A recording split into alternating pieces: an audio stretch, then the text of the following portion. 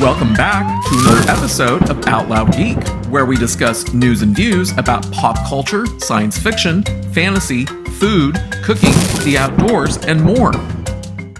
The coronation of King Charles III and Camilla, the Queen Consort, is on May 6th, and I wanted to go over the various things that will be occurring. It's interesting to note that this will be the first coronation in 70 years, and King Charles, at the age of 74, will be the oldest British monarch ever to be crowned. Also, this will be the first coronation since 1937, which was around 86 years ago, in which both a king and queen will be crowned. So there probably aren't that many people alive today who were alive when that occurred. King Charles limited the number of royals who will participate and be on the balcony at Buckingham Palace to 15. So beyond the king and queen consort, the following 13 working members of the royal family will also be present and participating to varying degrees in the ceremony.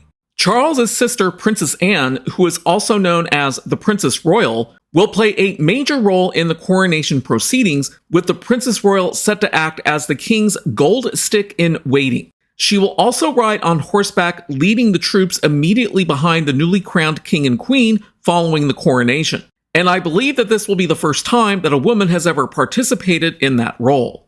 Her husband, Sir Timothy Lawrence, will be on the balcony following the coronation procession. The young Prince George, who is second in line to the throne after his father, Prince William, will take on the role of a page boy, of which there will be a total of 8. Princess Charlotte and Prince Louis will be in the king's coronation procession and on the balcony. Prince William, who is heir to the throne, will kneel and pledge allegiance to Charles, along with touching the St. Edward's crown and kissing his father's right cheek. His wife, Princess Kate, will be in the coronation procession. Charles's younger brother, Prince Edward, the Duke of Edinburgh, and his wife Sophie, the Duchess of Edinburgh, will be on the balcony. Other royals that are expected to make an appearance include Prince Edward, the Duke of Kent, who is 87 years old and is the first cousin of the late Queen Elizabeth II, as will his sister, Princess Alexandra, the Honorable Lady Ogilvy, who is 86 years old and is also a cousin of the late Queen. Cousin to the late Queen, Prince Richard and his wife Brigitte, I'm not sure about the pronunciation of her name, who are the Duke and Duchess of Gloucester, and are 78 and 76 years old respectively, are also invited to be on the balcony. Also participating will be Camilla's 5 grandchildren from her first marriage, who will hold the canopy over her head when she is anointed with oil. They will also be among the 8 page boys. 4 royals who will be attending the coronation but will not be participating in any way are Prince Harry, who quit the royal family and his duties in 2020, the disgraced Prince Andrew, and his daughters Princess Beatrice and Princess Eugenie. I'm extremely happy that Meghan Markle will not be attending at all. On the morning of May 6th, Charles and Camilla will travel together from Buckingham Palace in what is known as the King's Procession to Westminster Abbey. They will ride in a horse-drawn coach known as the Diamond Jubilee State Coach that had been created for Queen Elizabeth II to commemorate the 60th anniversary of her reign in 2012, and has only ever conveyed the sovereign, who was occasionally accompanied by her consort or a visiting head of state. The King's Procession, which will be accompanied by the sovereign's escort of the Household Cavalry, will depart Buckingham Palace through the Centre Gate and proceed down the Mall, passing through Admiralty Arch and south of King Charles I Island. Then it will go down Whitehall and along Parliament Street. The King's Procession will then travel around the east and south sides of Parliament Square to Broad Sanctuary to arrive at the sanctuary of Westminster Abbey, where the coronation service will begin at 11 o'clock GMT, which is local British time. For those living on the East Coast of the United States, that will be 7 a.m. Eastern Daylight Time, and on the West Coast, it will be at 4 a.m. Pacific Daylight Time. After arriving at Westminster Abbey, the first processions into the Abbey will be made up of faith leaders and faith representatives, which will be followed shortly afterwards by representatives from the King's realms. Flags of each realm will be carried by national representatives accompanied by the governors general and prime ministers, which will include British Prime Minister Rishi Sunak. This will be followed by the procession of the King and Queen, which will be led by the Marquis of Anglesey, the Duke of Westminster, the Earl of Caledon, and the Duke of Dundee, who will carry the standards of the quarterings of the royal arms and the standard of the Principality of Wales. Francis Dymock will carry the royal standard. Mr. Dymock's claim to undertake a historic role in the coronation was upheld by the Coronation Claims Office because the title of King or Queen's Champion has been held by the Dymock family since the Middle Ages. Also taking part in the procession will be Admiral Sir Tony Ratican, Chief of the Defence Staff, acting as Lord High Constable of England, which is an office held for the day only, and who will be joined by Earl Marshal the Duke of Norfolk. The Earl of Errol will act as Lord High Constable of Scotland. The Earl of Crawford and Balcarres will act as Deputy to the Great Steward of Scotland, which is Prince William.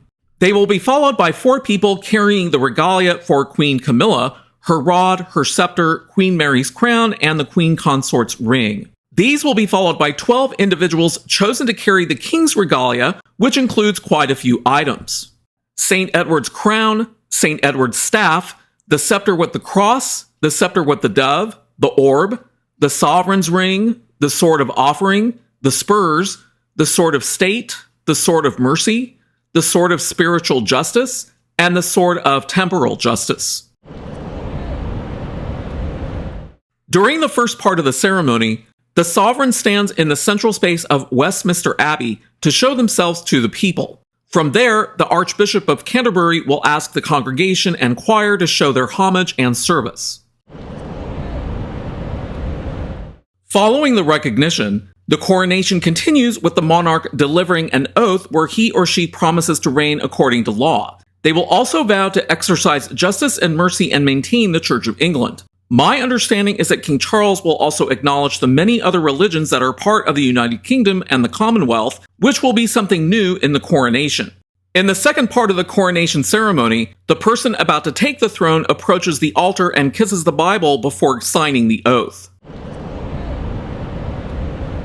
Following the oath, the sovereign is anointed and blessed by the Archbishop of Canterbury with holy oil. The king or queen will remove their robe and sit in King Edward's chair while the archbishop performs the next step with an ampulla and an anointing spoon. Meanwhile, the choir sings the anthem Zadok the Priest as the anointing takes place. The fourth part of the ceremony includes the sovereign putting on a sleeveless white garment and a robe of gold cloth. They are then presented with a sword and spurs. As the coronation continues, the king or queen puts on the royal robe as they are offered the orb, a ring, the scepter, and the rod. From there, the monarch is crowned by the archbishop with St. Edward's crown. Following a blessing, the monarch proceeds to their throne to be lifted up into it by archbishops, bishops, and other peers of the kingdom. In the final part, the archbishop, royal blood princes, and the senior peers pay homage to the monarch by placing their hands between the king or queen and swearing allegiance. They also touch the crown and kiss the sovereign's right hand. My understanding is that King Charles will only have Prince William do the homage for everyone as a way to simplify the ceremony. Following the king's 6-part coronation ceremony, Camilla will have her own simpler ceremony. The Archbishop of Canterbury will anoint her head with holy oil, similar to King Charles. The Queen's ring will be placed on her hand and her crown on her head before she is presented with a scepter and an ivory rod. She will then probably bow reverently to her husband. Following the completion of the coronation ceremony at Westminster Abbey, the newly crowned king and queen will exit Westminster Abbey and travel back to Buckingham Palace in what is called the Coronation Procession. While it takes the same route as the king's procession but in reverse, it will be much larger in scale and will include armed forces from across the Commonwealth and the British Overseas Territories, as well as all services of the Armed Forces of the United Kingdom, alongside the Sovereign's bodyguard and royal watermen. Instead of riding in the Diamond Jubilee State Coach, Charles and Camilla will travel in the Gold State Coach, which was last seen during the pageant of the Platinum Jubilee of Queen Elizabeth II in June 2022. The Gold State Coach was commissioned in 1760 and was first used by King George III to travel to the state opening of Parliament in 1762. The coach has been used at every coronation since that of William IV in 1831 and will be drawn by 8 Windsor Greys, and due to its weight of 4 metric tons, will travel at walking pace. Upon returning to Buckingham Palace following the coronation service, the King and Queen will receive a royal salute from the United Kingdom and Commonwealth Armed Forces who have been on parade that day. The royal salute will be followed by 3 cheers from the assembled service personnel as a tribute from the armed forces on parade to the King and Queen.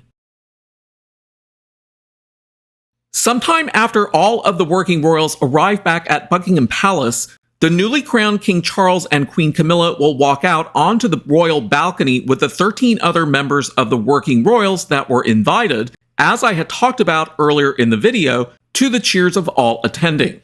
I'm personally planning to watch the coronation live since it hasn't happened before in my lifetime, and there's no guarantee that I will live to see another. I hope that you enjoyed this video and that you'll share whether you are planning to watch the coronation in the comments below. Thanks for watching today, and a huge thanks to everyone who has subscribed to our channel. We appreciate your support. If you enjoyed this video, please press the like button, and please feel free to share a comment. If you'd like to see more of our videos in the future and help support this channel, please press the red subscribe button, and please press the bell to receive notifications for new content. You can also find us on Facebook and Twitter by clicking on the links in the description. Until next time, this is Out Loud Geek.